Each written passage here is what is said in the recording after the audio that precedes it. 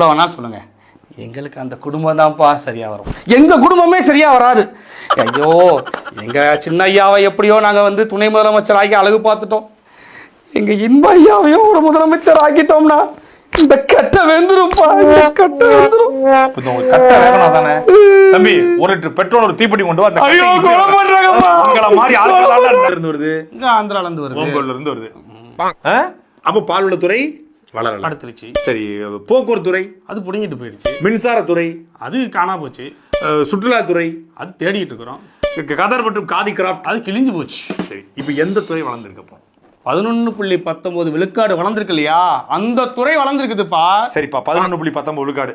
தமிழ்நாடு அரசுடைய கடன் எவ்வளவு? 9 லட்சம் கோடி. நீங்க ஆட்சிக்கு வரும்போது எவ்வளவு கடன்?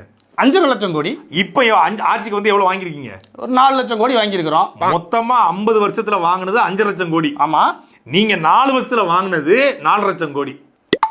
இப்ப நாங்க வளர்ந்துருக்கோம்ல, அப்படித்தானே நீங்க பாக்கணும். எங்க கடன் வாங்குறது இல்லையா? ஆமா, வளர்ந்துருக்கோம்.